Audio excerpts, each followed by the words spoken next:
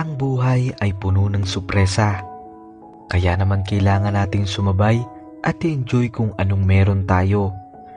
Narito na naman tayo sa huling yugto ng kwento ni Dayan, ang mayamang tagapagmana ng Hacienda Villapuentejo na nagpapanggap na simple at hindi kagandahan. Ang nakaraan, dahil sa pagdukot sa dalaga ay nalaman niya ang totoong pagkatao ni Simon. Ito pala nag-iisang anak ng may-ari ng prestihiyosong ahensya na Rolon Agency. Kasabay noon ay nalaman din ng buong eskwelahan ng pagpapanggap ni Dayan bilang si Ella. Sa huli ay umalis si Simon papuntang Amerika na hindi man lang nalaman nito ang tunay na nasa loob ng dalaga. Hatid namin ngayon ang huling yugto ng kwento ni Dayan at Simon. Sana po ay tapusin ninyo at huwag kalimutang mag-subscribe. Maraming salamat. Batid na batid sa buong hasyenda ang saya. Halos lahat ng tao ay hindi magkamayaw. Ngayong araw na ito ay graduation niya sa Punteo School. Ito na ang huling araw niya sa eskwelahan at sa wakas ay isa siyang ganap na marketing specialist. Sinadya niya talaga na ito ang maging kurso dahil alam din naman niya na balang araw ay siya ang magmamana ng lahat ng ari-arian na naipundar ng mga magulang niya. Oh, excited na ba ang prinsesa namin?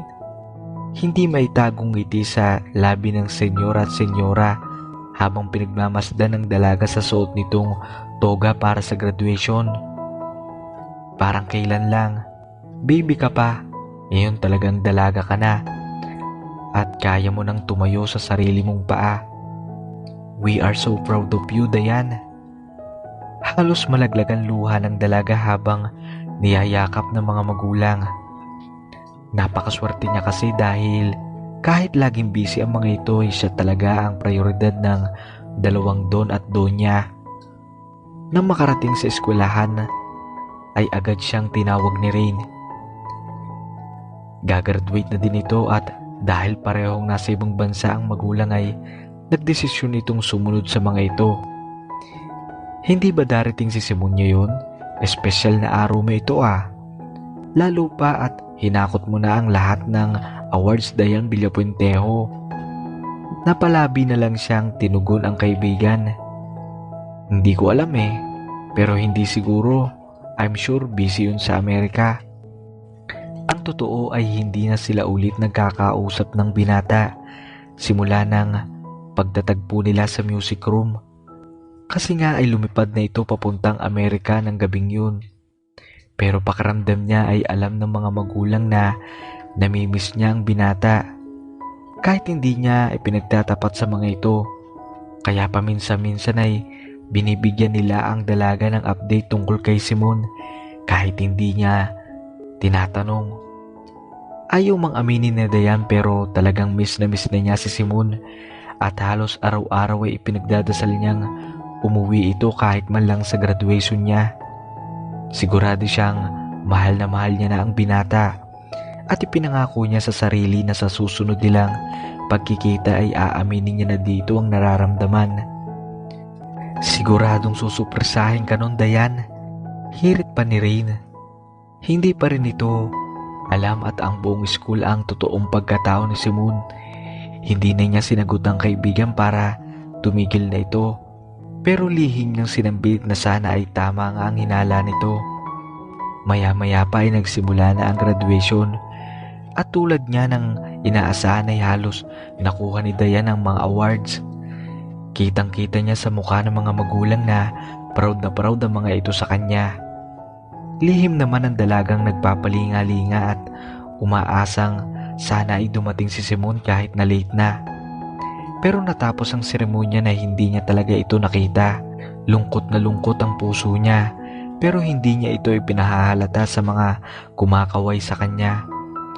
O Dayan, huwag ka na masyadong malungkot, sabi ng kaibigang si Rain habang niyayakap siya.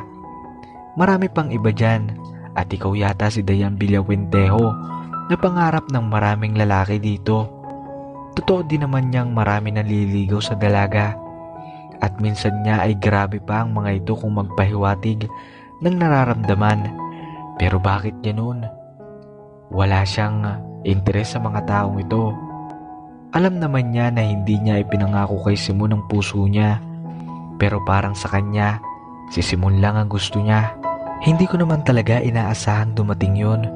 Sambit ni Dayan kay Rain, kahit alam niyang alam nito na nagsisinungaling lang siya. Ilang saglit pa at nagpaalam na ang magkaibigan kasi pareho silang may mga party sa bahay na naghihintay. Pagdating sa hasyenda ay halos maliw-liw si Dayan sa dami ng tao.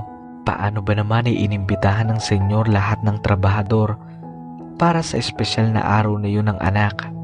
Katuwiran nito. Dapat masanay na si Dayan at ang mga tauhan nila na makasalamuhan nila ang isa't isa. Dahil balang araw ay ang dalaga na ang magpapatakbo ng negosyo nila.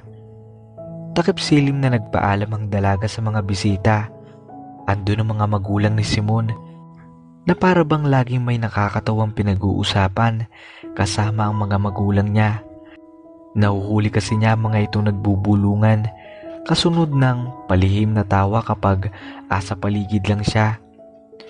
Papasok na sana siya nang magaran niyang silid ng may biglang humila ng kanyang kamay.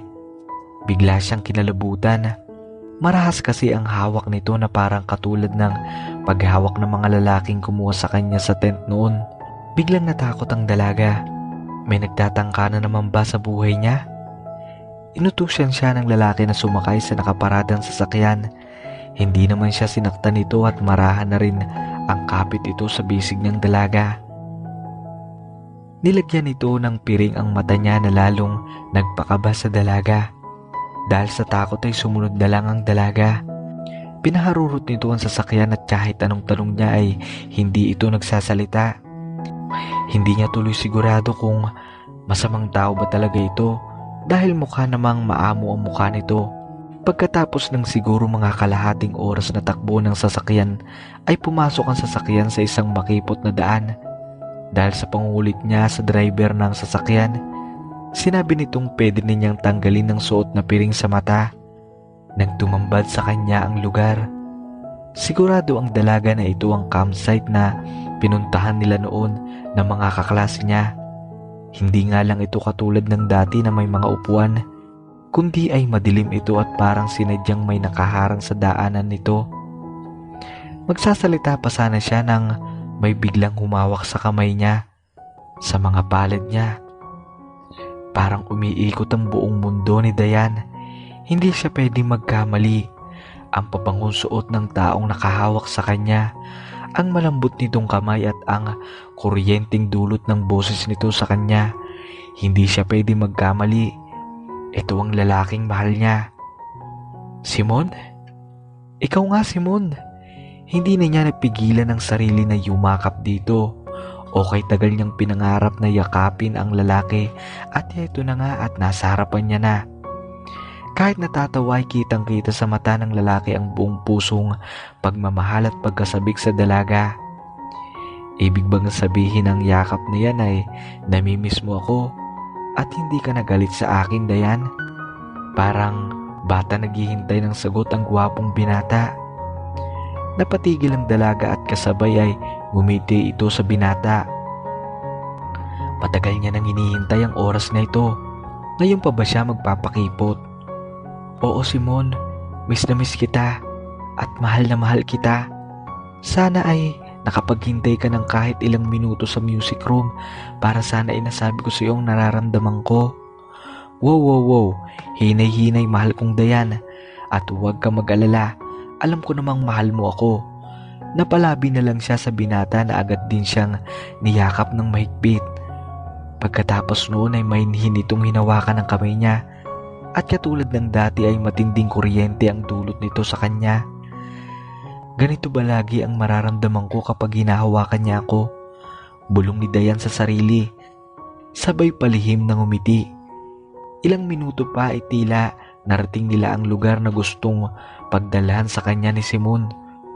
Tumambad sa kanya ang malaparaisong falls kung saan ay dinala siya nito noong nakaraang taon. Napakaganda pa rin ito katulad ng pagkakatanda niya.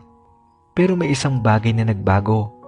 Sa di kalayuan, sa malaking pools na iyon ay may nakatayo na isang kalakihang bahay na dahil sa ilaw nito ay aakalain mong isang bahay na galing sa mga fairy tales. Kung sino man ang gumawa nito ay tiyak na may magandang taste ito kasi nagawa nitong i-reserve ang ganda ng pools. Di ba sabi ko sa'yo, sa susunod na magpunta tayo dito, paghahandaan ko na. Pinili ko ang lugar na ito at pinatayuan ng isang maliit na bahay, Dayan. Graduation gift ko to para sa'yo. Parang mabibilao ka ng dalaga sa narinig. Paano nangyari ito? Ibig bang sabihin ay bumalik na ang binata matagal na? Mukha namang nahulaan ito ang tanong niya. Kasabwat ko mga magulang natin ang binili ko ang lugar na ito, Dayan, at ang mga magulang mo rin ang namamahala dito habang ipinapagawa ko ang maliit na bahay na yan para sa'yo. Ipinaliwanag nito na sinubukan niyang umuwi agad sa Pilipinas pero talagang hindi siya pinayagan ng schedule niya. Pero sa ngayon ay hindi na ito aalis ulit.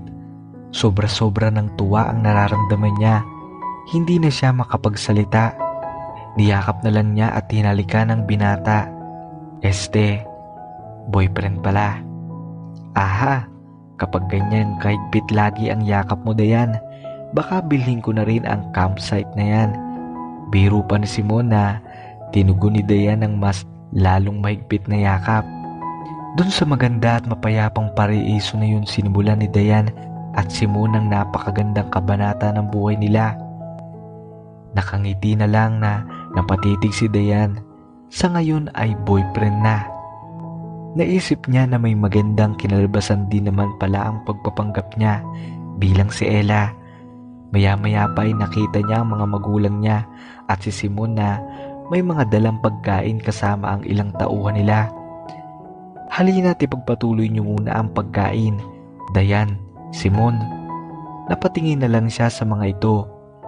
Ano pa ba ang mahihiling niya? Siya si Dayan Villapuentejo.